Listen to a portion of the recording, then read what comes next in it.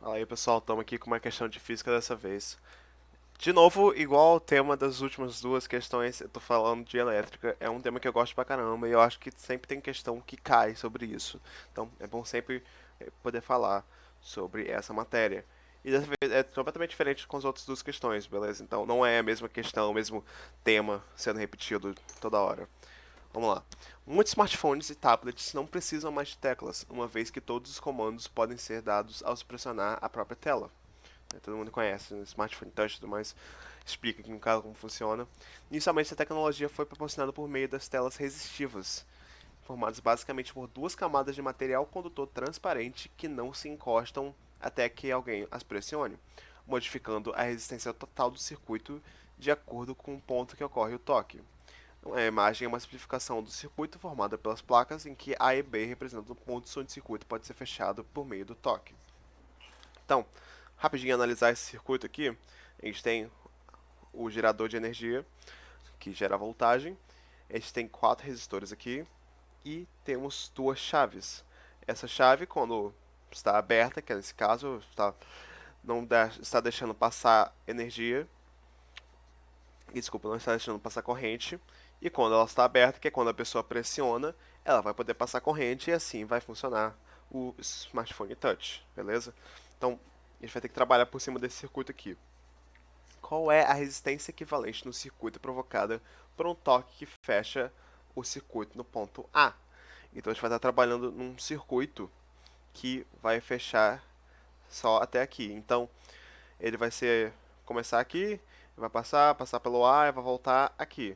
Ele nunca vai passar por essa parte do B aqui, porque a gente está trabalhando só com A. Então, para facilitar a nossa vida, pegar a borracha aqui, vou dar uma apagada aqui de leve para a gente esquecer que ele não existe mais pra gente.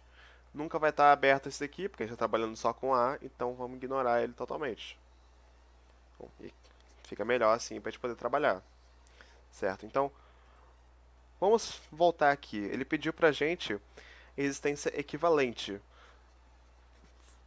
que seria resistência equivalente? Resistência equivalente é você pegar a resistência que está valendo para o circuito todo. Isso você precisa descobrir a resistência equivalente quando você está calculando a primeira lei de Ohm, por exemplo. Só que a maioria dos casos está trabalhando só com um resistor ou dois. Nesse caso, está trabalhando com três. Qual resistência eu teria que usar? Bem, eu teria que usar a resistência equivalente, que tem uma forma especial de calcular. Só que essa resistência equivalente, ela leva em consideração dois casos, que eu vou colocar aqui. Eu vou ter que voltar isso tudo. Enfim, esquece. Associação em série, associação em paralelo. Como, qual a diferença dos dois? Quando está trabalhando em associação em série, significa que daqui da gerador de energia, ele passa por um resistor e imediatamente passa pelo outro, sem ter nenhuma bifurcação. Então, mesmo o elétron que está passando por aqui, ele passa por esse aqui e volta para cá. A associação em paralelo é quando você tem um resistor, um gerador, o elétron vai até aqui, ele encontra uma bifurcação, uma parte vai para cá e a outra parte vai para cá. Os dois, um elétron não vai passar pelos dois no mesmo circuito. Então, ele voltaria aqui e continuaria fazendo. Então, essa seria a diferença entre série e paralelo. Por que eu preciso lembrar disso? Bom, a gente tem duas formas diferentes de calcular a resistência equivalente quando a gente está trabalhando com circuito em paralelo e em série. Quando está trabalhando em série, para você calcular a sua resistência equivalente, você teria que somar as resistências e você chegaria na resistência equivalente. Bem tranquilo, certo? Isso aqui é bem simples. Quando você vê duas um do lado do outro, você pode meio que somar os dois e criar um mega resistor. Certo? Se aqui fosse 4 e aqui fosse 6, você somaria os dois e teria um de 10 ohms. Se você estiver em paralelo, porém, a conta fica um bocado mais complexa. Você tem que somar os inversos da resistência equivalente da resistências para encontrar o inverso da resistência equivalente. Então, isso aqui seria 1 dividido por REC igual a 1 dividido por R1 mais 1 dividido por R2, mas vai infinitamente até N resistores que você tiver. Bom, voltando aqui para a imagem, eu vou até apagar de novo que fiz besteira aqui e acabou voltando. Apagar só para a gente ver melhor. Qual desses dois exemplos que eu usei, resistores em série e em paralelo, qual deles aqui está observando? Na verdade, está observando os dois, certo? A gente tem dois resistores que estão em série e dois resistores que estão paralelos. Como é que a gente vai ter que resolver isso aqui? Se a gente quer resistência equivalente, a gente vai ter que somar todos os resistores em um só. Então, a maneira de a gente poder resolver isso é, vamos pegar, por exemplo, esses dois resistores aqui que estão em paralelos e a gente vai somar eles em paralelo, usando essa fórmula aqui.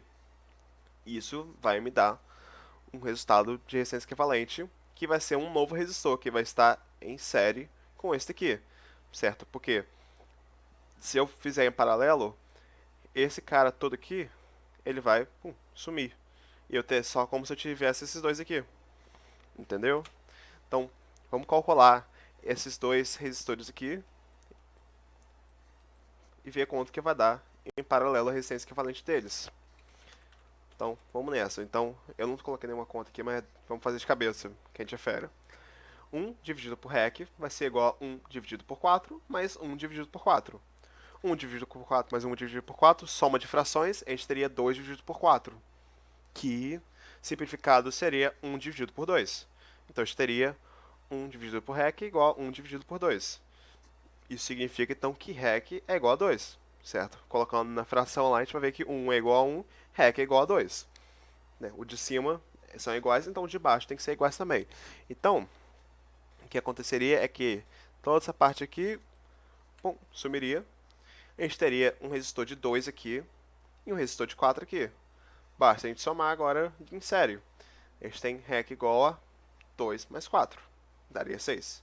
Então, o resultado final para a gente seria a alternativa C, 6 kΩ, que seria a resistência equivalente desse circuito quando você está tocando no A, certo? Porque se eu voltar aqui um bocado, quando eu tenho o A fechado, eu tenho 6 kΩ, que gera uma certa resposta na tela touch. Quando eu tenho B fechado, geraria outro valor. Se eu tivesse os dois, geraria outro valor que gera outra resposta. Beleza? Então, fica por aí. Obrigado pelo seu tempo. Segue o canal, segue a página do Instagram, dá um like no vídeo para poder ajudar. E eu vejo vocês na próxima. Valeu!